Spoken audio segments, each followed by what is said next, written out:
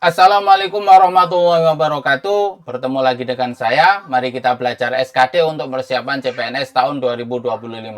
Hari ini kita akan belajar TWK tentang Undang-Undang Dasar 45. Oke, langsung saja kita bahas soal-soalnya. Soal nomor 1. Nah, perhatikan pernyataan berikut ini. Makna alinea kedua pembukaan Undang-Undang Dasar Negara Republik Indonesia tahun 1945 ditunjukkan oleh nomor alinea pembukaan Undang-Undang Dasar 45, alinea pertama itu tentang tentang HAM. Ini ada yang subjektif dan secara objektif. Kalau subjektif, bangsa Indonesia itu ingin bebas dari penjajahan. Ingin bebas dari penjajahan.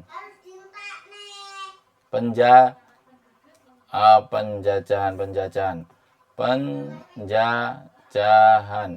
Sedangkan yang objektif, penjajahan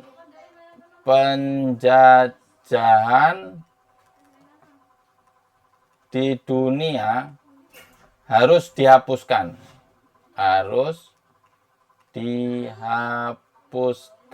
Karena tidak sesuai dengan atau berlawanan atau tidak sejalan dengan HAM. Tidak sejalan dengan hak asasi manusia. Sedangkan alinea kedua ini tentang cita-cita. Cita-cita bangsa Indonesia adalah bangsa Indonesia mewujudkan terbebas dari penjajahan untuk tentang kemerdekaan. Cita-citanya itu tentang kemerdekaan, persatuan, berdaulat, adil, dan makmur. Itu kalau alinea kedua. Kalau yang ketiga ini tentang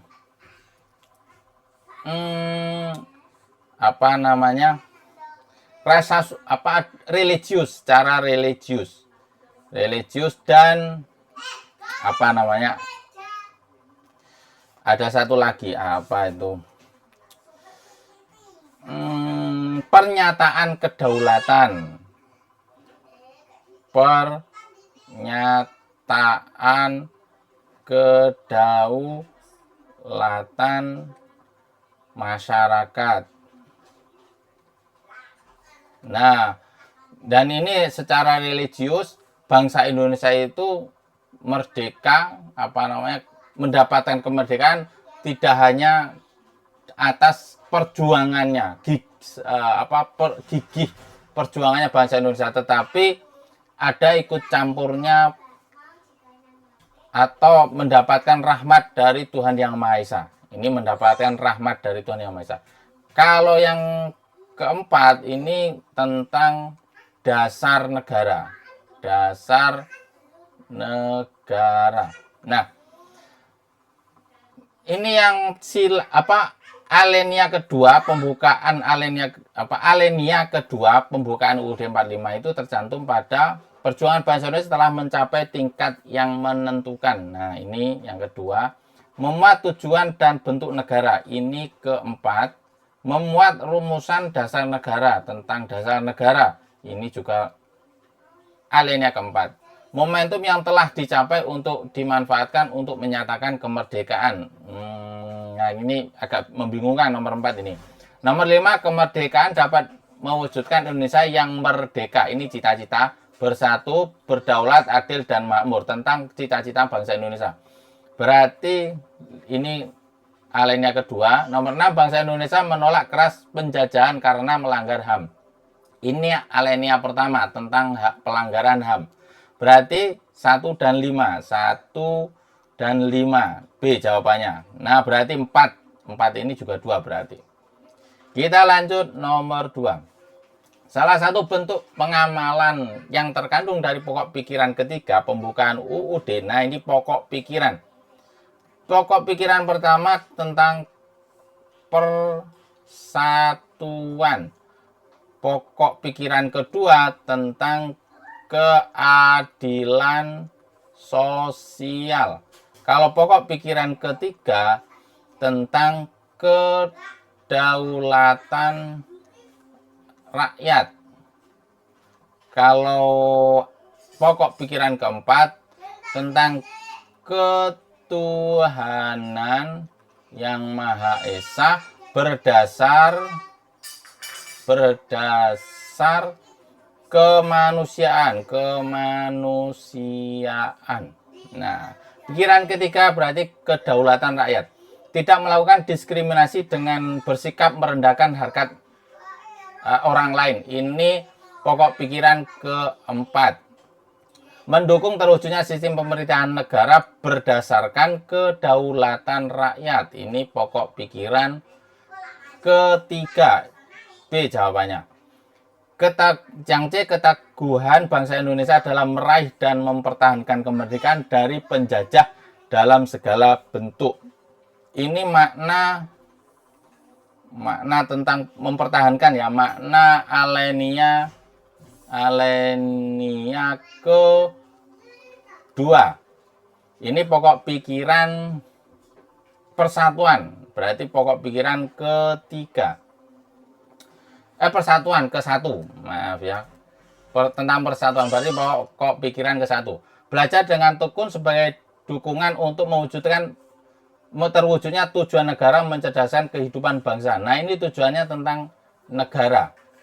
Kalau tujuannya tentang negara, itu hubungannya dengan persatuan. Berarti pokok pikiran pertama. Memahami bahwa kemerdekaan bukanlah akhir perjuangan, tetapi harus diisi dengan mewujudkan negara Indonesia yang merdeka, bersatu, berdaulat, adil, dan makmur. Hubungannya dengan memajukan negara itu tentang persatuan. Berarti ini pokok pikiran pertama. Persatuan. Pokoknya ingin memajukan bangsa Indonesia itu mengarah ke persatuan. Atlet berusaha keras, latihan dengan keras agar nama bangsa Indonesia itu harum, itu mengarah ke persatuan. Pelajar belajar dengan rajin agar bangsa Indonesia maju, itu juga mengarah ke persatuan. Lanjut nomor 3. Bagaimana peran Undang-Undang Dasar 1945 dalam menjaga integritas dan kedaulatan bangsa Indonesia? Peran Undang-Undang Dasar ini merupakan dasar hukum, terus hukum tertinggi. Kalau Pancasila itu bukan hukum tertinggi, tapi sumber dari segala sumber. Ya. UUD itu dasar hukum, hukum tertinggi, sumber hukum. Nah, berarti A, bagaimana peran undang-undang? Berarti masalah hukum. Kalau undang-undang tentang hukum, berarti ini hubungannya dengan hukum. Memberikan landasan hukum bagi setiap tindakan pemerintah, setiap landasan hukum. Nah, ini landasan hukum. Semua yang dilakukan pemerintah harus berdasarkan hukum. Nah, hukum yang diambil adalah Undang-Undang Dasar. Apapun kebijakan pemerintah itu harus berlandaskan Undang-Undang Dasar. Mau buat undang-undang harus tidak bertentangan, harus selaras dengan undang-undang. Berarti A jawabannya. Menjamin hak dan kewajiban. Ini tentang hak dan kewajiban, bukan tentang hukum. Berarti kurang pas. Menyediakan panduan dan menjalankan pemerintahan yang adil. Panduan, bukan panduan, tetapi hukum ya. Ini panduan. Panduan itu kalau salah kan belum tentu dijudge. Tapi kalau hukum salah, ini melanggar, ya harus dihukum. Nah, itu hukum. D, menegakkan prinsip-prinsip demokrasi dalam setiap kebijakan. Oh, kurang pas. Ini bukan masalah demokrasi ya. Mengatur hubungan antara pemerintah pusat dan daerah. Ya, undang-undang itu juga mengatur hubungan antara pemerintah pusat dan daerah, tetapi bukan ini. Bukan mengarah ke sini. Mengatur, tapi hukum Ya gimana ya, bukan tentang hukum ini yang E ini. Lanjut nomor 4. UUD NRI 1945 pasal 1 ayat 3 menyatakan bahwa negara Indonesia adalah negara hukum. Nah, ini negara hukum. Apa kaitan pasal tersebut dengan pemerintah? Kalau kita perlihatkan, kita harus tahu pelakunya siapa, objeknya siapa. Jadi subjeknya adalah pemerintah, objeknya adalah undang-undang, berarti undang-undang ini, undang-undang RI.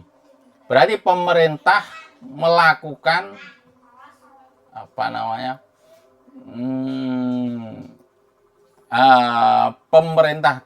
Subjeknya pemerintah menjalankan undang-undang. Jadi hubungannya pemerintah yang menjalankan undang-undang. Nah, pemerintah menjalankan undang-undang. Memastikan hukum digunakan untuk menjaga stabilitas negara. Ini masalah negara, bukan berarti. Pemerintah menjalankan tugas dengan transparan dan akuntabel. Transparan dan akuntabel ini pemerintah subjeknya benar, tapi menjalankan transparan dan akuntabel memang benar, tapi di soal ini tentang undang-undang ini yang membuat salah. Tugas yang diamanahkan sesuai dengan konstitusi. Nah, tugasnya siapa? Pemerintah. Bukan berarti. Belum, subjeknya tidak diketahui. Menghormati hak-hak setiap warga negara dalam setiap kebijakan yang dibuat. Menghormati hak-hak setiap warga. Berarti bukan pemerintah. Ini yang enggak benar. Dalam melaksanakan tugas, pemerintah terikat pada hukum yang berlaku. Nah, ini pemerintah terikat pada hukum yang berlaku. Berarti jawabannya adalah E. Pemerintah dan hukum. Nah, undang-undang itu kan hukum. Terikat pada hukum. Lanjut nomor 5. Amandemen Undang-Undang Dasar Negara RI tahun 1945 merupakan agenda reformasi di bidang hukum dan salah satu hasilnya adalah berubahnya ketentuan pasal 1 ayat 2, yaitu kedaulatan berada di tangan rakyat dan dilaksanakan sepenuhnya oleh MPR. Berubah menjadi kedaulatan berada di tangan rakyat dan dilaksanakan menurut Undang-Undang Dasar. Apa konsekuensi atau akibat dari amandemen tersebut? A. MPR sebagai lembaga tertinggi negara. Oh tidak, MPR bukan menjadi lembaga tertinggi, tetapi MPR itu setara dengan Presiden, DPR. Nah, itu setara. Ini kurang pas. Lembaga tertinggi. Presiden memegang kekuasaan pemerintahan menurut undang-undang. Ini pembahasannya adalah MPR, bukan Presiden. Kalau Presiden ada di undang-undang lain, ada di pasal lain. Ketentuan MPR terdiri dari anggota DPR dan anggota DPD. Ini bukan membicarakan masalah keanggotaan DPR, keanggotaan MPR. Nah, ini bukan masalah keanggotaan. MPR memiliki kedudukan yang sejajar dengan lembaga tinggi negaranya. Nah, lembaga tinggi negara lainnya. Oke, berarti ini menegaskan bahwa MPR itu sejajar dengan lembaga tinggi yang lainnya. Di Indonesia saat ini tidak ada lembaga tertinggi. Kedudukan Presiden lebih tinggi dari MPR? Oh tidak. Presiden tidak lebih dari MPR, tetapi sejajar. Jadi jawabannya adalah yang D. Itu tadi 5 soal sudah kita bahas. Semoga bermanfaat. Semoga kita lolos PNS di tahun ini. Al-Fatihah.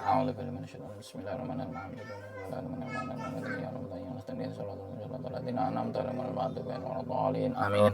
Saya akhiri. Assalamualaikum warahmatullahi wabarakatuh.